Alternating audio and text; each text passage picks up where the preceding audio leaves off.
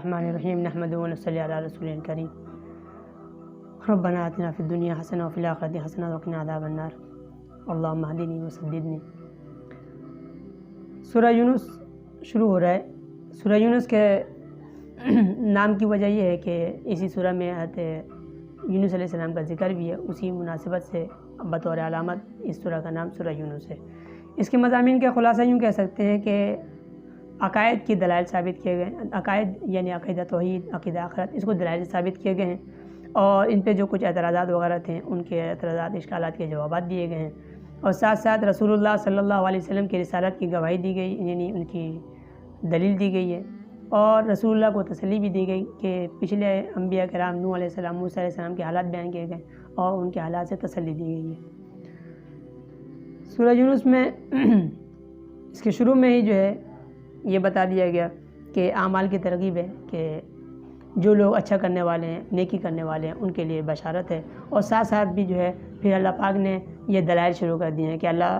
جو کل کائنات کا پیدا کرنے والا ہے، آسمان زمین کو 6 دنوں میں پیدا کر دیا، اور جس نے جو ہے سورج پیدا کیے اور روشنی بنائی، چاند کو جو ہے وہ منور کر دیا، اور ان سب کے اپنے اپنے فائدے ہیں۔ تو یہ جتنی بھی پوری کائنات ہے یہ بے مقصد نہیں، ہر ایک کا اپنا فائدہ ہے۔ تو یہ انسان ایسا کیوں ہو سکتا ہے، کیسے ہو سکتا ہے کہ یہ بے مقصد ہو؟ اس کا مقصد بھی ہے وہ عبادت کرنا، لہٰذا انسان کی ذمہ داری بنتی ہے کہ اس خالق کائنات کو مانے اور اسی کی عبادت کرے، اور جو عبادت کرنے والے ہیں، جو مومن ہیں، ان کے نتیجہ کا بھی ذکر ہے کہ جنت میں ان کو جو ہے وہ اعلیٰ مقام ملے گا۔ اور اگلے رکوع میں پھر وَلَوْ يَعْجِلُ اللَّهُ لِلنَّاسِ الشَّرَّ اسْتِعْجَالَهُم سے انسان کی ذہنیت بیان کی گئی کہ انسان جو بڑا جلد باز ہے، وہ چاہتا ہے کہ جو برائی کر رہا ہے اس کا وہ بدلہ فوری مل جائے۔ تو اور ساتھ ساتھ یہ بتایا کہ انسان کو جب تکلیف ہوتی ہے تو یہ بڑا مایوس ہو جاتا ہے، اور جب تکلیف دور ہو جاتی ہے تو پھر یہ ایسا ہو جاتا ہے، ایسا خوشی میں جو ہے نا مبتلا ہوتا ہے کہ جیسے کہ کوئی برائی اس کے اوپر آئی نہیں تھی، اور اس طرح جو ہے یہ غفلت کا شکار ہو جاتا ہے۔ اور ساتھ ساتھ یہ بتا دیا کہ غفلت میں اتنا شکار ہوتا ہے کہ بھئی یہ اللہ کی آیتوں کو بھی انکار کرتا ہے اور اس کو بھی نہیں مانتا ہے، اور رسالت کا بھی انکار کرتا ہے۔ تو یہاں پہ رسول اللہ صلی اللہ علیہ وسلم کو یہ بتایا، ان کی رسول اللہ صلی اللہ علیہ وسلم کی رسالت کی ایک دلیل یہ دی گئی کہ بتا دیجئے فقط لبثت فیکم عمرا، کہ رسول اللہ صلی اللہ علیہ وسلم تمہارے درمیان میں ایک لمبا عرصہ گزارے ہیں، 40 سال کا عرصہ گزارے ہیں، اور تم نے کوئی عیب نہیں دیکھا۔ تو رسول اللہ نعوذ باللہ اللہ کے بارے میں کیسے کوئی افترا کر سکتے ہیں، کوئی جھوٹ بات بول سکتے ہیں۔ اس کے بعد اگلے رکوع میں وَإِذَا أَذَقْنَا النَّاسَ رَحْمَةً، یہاں سے پھر جو ہے نا ایک انسان کی ایک ذہنیت بیان کی گئی ہے کہ ایک مثال سے سمجھایا گیا کہ جب یہ سمندر میں سفر کرتے ہیں اور کوئی ان کو آفت آ گھیرتی ہے تو یہ اللہ کے جو ہے نا اللہ کو پکارتے ہیں، اور جب اللہ پاک ان کو نجات دے دیتے ہیں پھر یہ دوبارہ جو ہے نا اپنی پچھلی زندگی میں لوٹ جاتے ہیں اور پھر غفلت کا شکار ہو جاتے ہیں، اور یہ جس زندگی میں مطلب مست ہیں، یہ زندگی ان کی ایسی ہے کہ اللہ پاک نے فرمایا کما ان انزلنا من السماء، جیسے کہ اللہ پاک جو ہے بارش نازل کرتے ہیں اور اس سے جو ہے نا نباتات اگتے ہیں اور پھر ایک وقت ختم ہو جاتا ہے۔ تو یہ زندگی بھی ایسی فانی ہے، اس کے مست ہو کر آخرت کو بھول جانا بہت بڑی بدبختی ہوگی۔ اور ساتھ میں بتا دیا کہ جو لوگ جو ہے ماننے والے ہیں، ایمان والے ہیں، ان کے لیے اللہ پاک جو ہے اچھا بدلہ ہے وہ زیادہ، اور اللہ پاک کی طرف سے اس میں اضافہ بھی ہے، مثلا یہ کہ اللہ پاک کا دیدار بھی نصیب ہوگا۔ اور اگلا رکوع کل من یرزقکم من السماء، یہاں سے دوبارہ پھر اللہ پاک نے نماز کا ذکر کیا کہ رزق دینے والا اللہ پاک ہے، اور انسان کے اعضاء سمع بصر اور وہی اسی کا مالک ہے، اور وہی زندہ سے مردہ کو نکال رہا ہے اور مردے سے زندہ کو نکال رہا ہے، سب چیز کا جب مالک وہی ہے تو پھر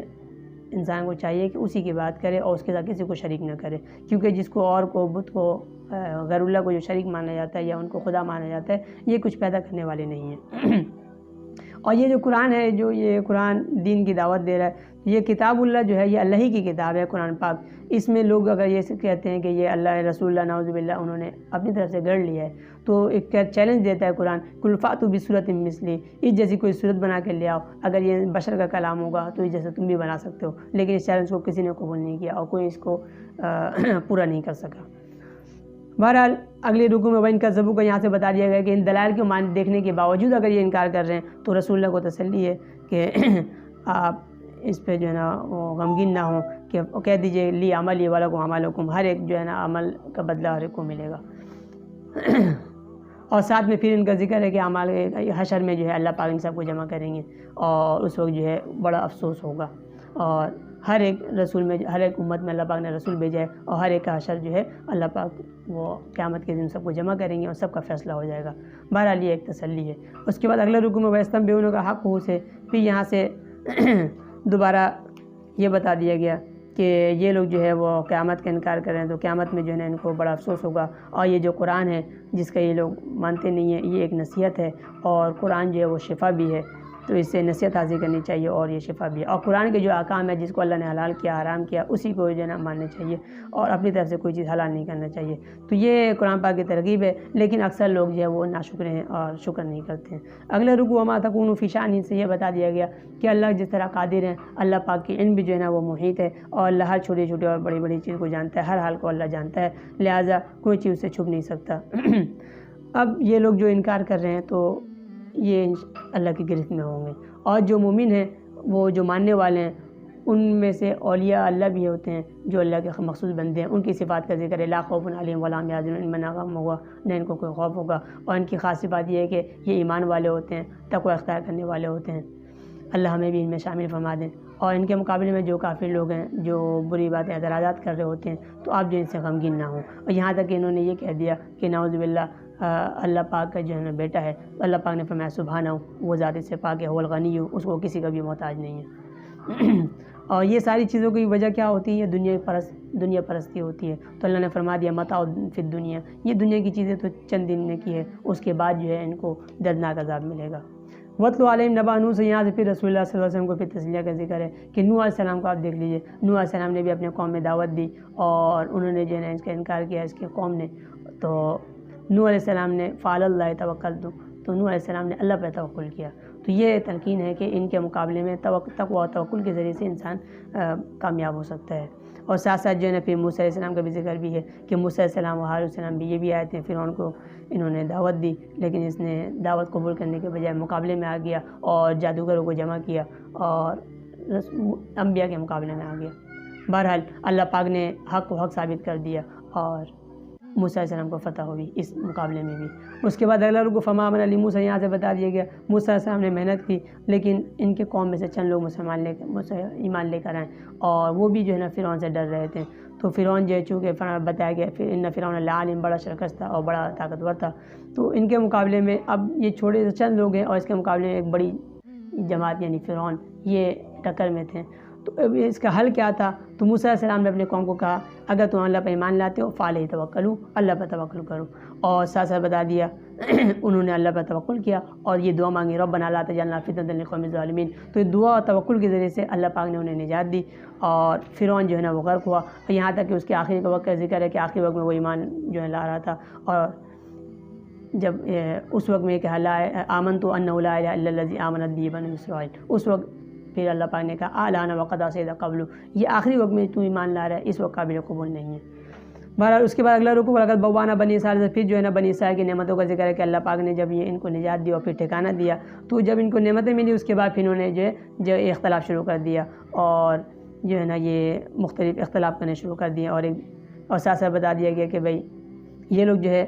اختلاف کرنے لگے تو اللہ نے فرما دیا ان ربک یقضی بینہم یوم القیامہ، اللہ پاک جو ہے قیامت کے دن سب فیصلہ دودھ کا دودھ پانی کا پانی ہو جائے گا اور فیصلہ صحیح کیا ہے اور غلط کیا ہے وہ ثابت ہو جائے گا۔ اور ساتھ ساتھ پھر یہ تلقین بھی ہے کہ ولا تکونن من الذین کذبوا بآیاتنا، مسلمانوں کو تلقین ہے کہ بھئی یہ ان لوگوں کی دیر سے نہ ہو جائیں۔ اور ساتھ ساتھ پھر حضرت یونس علیہ السلام کی قوم کا ذکر ہے کہ یہ قوم خاص طور پر ایک ایسی ہے کہ یہ انہوں نے ایمان اس وقت لے کر آئے جب انہوں نے عذاب کے آثار دیکھ لیے، تو یہ ایک مستثنا ان کو استثنا حاصل تھا کہ اس وقت ان کی دعا ایمان کو قبول کر لیا گیا۔ اس کے بعد اگلا رکوع قل یا ایھا الناس ان کنتم فی شک سے یہ بتا دیا گیا کہ یہ ساری چیزیں برحق ہے، اگر تم کو پھر بھی شک ہے تو پھر تمہارا دین تمہارے لیے، ہمارا دین ہمارے لیے، فلا اعبد الذین تعبدون من دون اللہ، میں اس اللہ کی بات کروں گا، اس کے علاوہ کسی کی بات نہیں کروں گا، اور جو جن کی تم لوگ عبادت کرتے ہو بتا دی گئی یہ تو وہ ہیں جو نفع کے مالک ہیں نہ نقصان کے مالک ہے، تو یہ ایسے اس قابل ہی نہیں ہے کہ ان کی عبادت کی جائے، بلکہ اللہ وہ ذات ہے کہ اللہ اگر کسی کو نقصان پہنچانا چاہے تو کوئی اس کو روکنے والا نہیں ہوتا اور خیر دینا چاہے تو کوئی اس کو لوٹانے والا نہیں ہے۔ بہرحال یہاں تک جو ہے یہ تلقین ہے کہ مومن انسان اس کی ایمان ہے جو نفع نقصان کا مالک ہے، جو کل کائنات کا خالق ہے اور وہ اللہ پاک کی ذات ہے۔ تو اللہ پاک سے دعا ہے کہ اللہ پاک جو ہمیں اس کو سمجھنے کی توفیق نصیب فرمائے۔ یہاں تک الحمدللہ سورہ ہود مکمل ہو گیا۔ وآخر دعوانا الحمدللہ۔